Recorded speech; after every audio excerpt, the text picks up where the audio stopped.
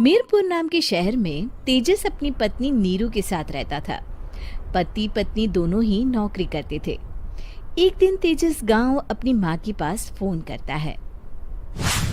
Hello, प्रणाम माँ।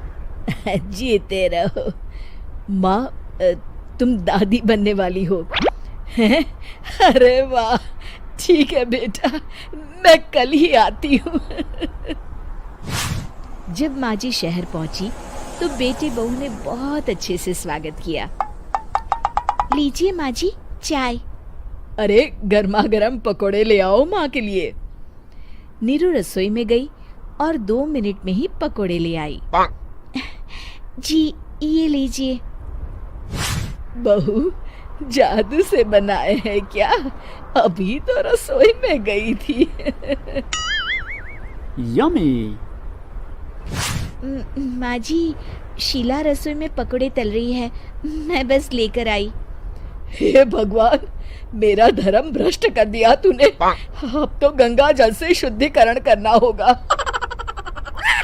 दूसरे दिन, माँ जी मैंने नाश्ता बना दिया है, ऑफिस जा रही हूँ। पर अभी तो घर का सारा काम पड़ा है। शीला आती ही होगी, झाड़ू पोछा बर्तन कपड़े वो सब कर लेगी। हमारे जमाने में घर का सारा काम हम ही करते थे। जी माँ जी, आप बहुत होशियार हैं, मैं घर ऑफिस दोनों नहीं संभाल पाती। तो जरूरत क्या है घर से बाहर जाकर चाकरी करने की? वैसे भी घर का काम खुद करने से घर में बरकत आती है, समझी? पर माँ जी।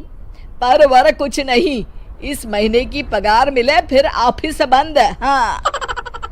रात को नीरू तेजस से कहती है, सुनिए जी, माँ जी बोल रही थी कि मैं नौकरी छोड़ दूं। वैसे ठीक ही तो है, अभी तुम्हें आराम की जरूरत है। फिर भी आराम कहाँ, शीला को छुड़ाने के लिए बोल रही थी। तो अब 24 घंटे में इतना काम तो कर ही सकती हो। पर जॉब पसंद है मुझे, घर पर मन नहीं लगेगा। अगले दिन जब दोनों ऑफिस के लिए निकल रहे थे, मेरी तो कोई कीमत ही नहीं है इस घर में। माँ जी, आजकल महंगाई बहुत है, रहन सहन भी बदल गया है, दोनों नौकरी करते हैं तभी ठीक रहता है। अच्छा, तू कहना क्या चाहती है? मेरा बेटा तुझे बिठा के खिला नहीं सकता? तू ही इस घर का खर्च चला रही है, हैं? नहीं माँ जी, मेरा वो मतलब नहीं था। मतलब खूब समझती हूँ, ये बाल धूप में सफेद नहीं किए मैंने। हाँ। अब तो ये रोज का काम हो गया था। तेजस भी रोज की झिकझिक से परेशान हो गया था। एक दिन उसने कहा, नीरू, वैसे भी तुम्हें मैटरनिटी लीव मिलने वाली है, तो अभी से ही छुट्टी ले लो। पर क्या, मेरी सैलरी अच्छी खासी है। आखिर नीरू ने रिजाइन कर दिया। जब बच्चा हुआ तो घर में सब बहुत खुश हुए। कुछ दिनों बाद तेजस फाइल देख रहा था। क्या हुआ तेजस, कुछ परेशान लग रहे हो?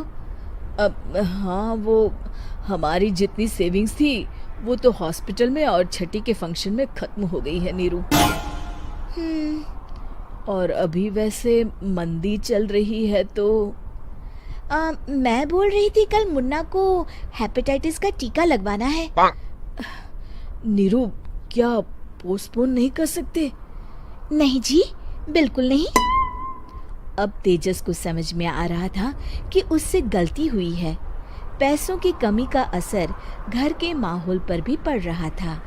अगले दिन, बेटा मेरा चश्मा और ये दवाइयाँ ले आना, पर्चा देते हुए माँ जी ने कहा। जी। तेजस, मुन्ना के लिए दूध का डिब्बा और डायपर भी ले आना, और ये किराने के सामान की लिस्ट है, इसे भी लाना है। तेजस गुस्से में लिस्ट मरोड़कर फेंकता है और चिल्लाता है, पैसे क्या पेड़ पर उगते हैं? ये ले आना, वो ले आना। अरे पर ये जरूरत का सामान ही है। वो गुस्से में बिना कुछ कहे ऑफिस चला गया। अरे लंच तो ले जाइए। नीरू दौड़कर डिब्बा पकड़ाती है। एक दिन खाना खाने के बाद, नीरू,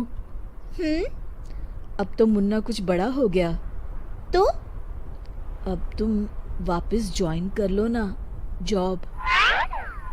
पर इस रिसेशन में जॉब मिलना बहुत मुश्किल है। ट्राई तो करो। फिर मुन्ना? माँ जी है ना, और एक फुल टाइम मेड भी लगा लेंगे। पर माँ जी, उन्हें तो पसंद नहीं। तभी माँ जी वहाँ आ जाती है और प्यार से नीरू के सर पर हाथ फेरते हुए बोलती है, अब मेरी समझ में आ गया बहू, पहले के और अब के समय में अंतर है। तुम काम शुरू करो, मुन्ना की जिम्मेदारी मेरी। मेरी प्यारी माँ जी।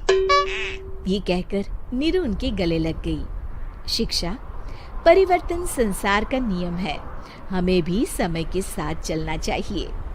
उम्मीद है कि आपको हमारी ये कहानी पसंद आई होगी। कृपया हमारे चैनल को सब्सक्राइब करें और सभी अपडेट्स के लिए बेल आइकन जरूर क्लिक करें। और हाँ, वीडियो लाइक और शेयर करना मत भूलिएगा। Bye bye.